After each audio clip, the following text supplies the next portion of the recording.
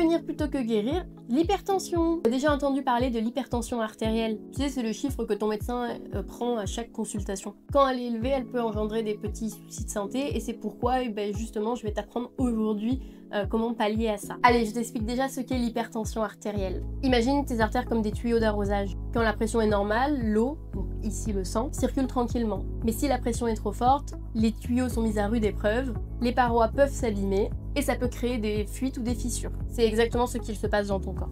La bonne nouvelle, c'est que c'est pas une fatalité. Un grand nombre de cas d'hypertension sont liés à des facteurs que nous pouvons contrôler. Allez, je te présente 3 points que tu peux déjà corriger dans ton alimentation. Le premier point, c'est le sel.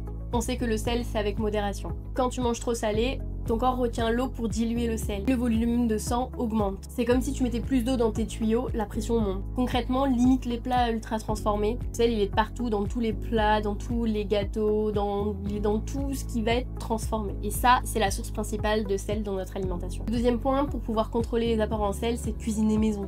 Si tu cuisines maison, tu sais ce que tu mets dedans. Et le troisième point pour t'aider, du coup, c'est de remplacer le sel par des épices. Tu verras que ça donnera un goût différent et ça t'aidera à te passer du sel plus facilement. Le deuxième conseil que je vais te donner dans l'alimentation, c'est de manger du potassium et des oméga 3. Le potassium aide à éliminer l'excès de sel dans ton corps. Et les oméga 3 sont anti-inflammatoires et ont un effet protecteur sur les artères. Le potassium, tu le retrouves dans les bananes, l'avocat, les épinards, les haricots blancs, patates douces. Et les oméga 3, tu peux déjà commencer en consommant 2 fois du poisson gras par semaine, tout ce qui est saumon, thon, maquereau et ainsi de suite. Ajouter de l'huile de colza et de l'huile de noix dans tes salades. Et le troisième conseil que je vais te donner, c'est de bouger le plus possible. L'activité physique renforce ton cœur. Ça permet du coup de le rendre plus efficace et d'améliorer la circulation sanguine. Bouge une demi-heure à 45 minutes par jour. Trouve-toi une activité physique qui puisse te plaire, que tu puisses faire plusieurs fois dans la semaine. Et pour finir, fais attention à ton stress. Gère ton stress.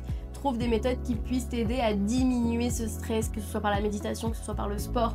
Essaye de trouver le truc qui fait que ça diminue le stress chez toi. Pour conclure, prévenir l'hypertension, c'est avant tout un engagement pour ton bien-être. C'est apprendre à écouter ton corps, à faire les bons choix alimentaires et de bouger pour te faire du bien. Pas de régime, pas de privation, mais chaque petit pas compte.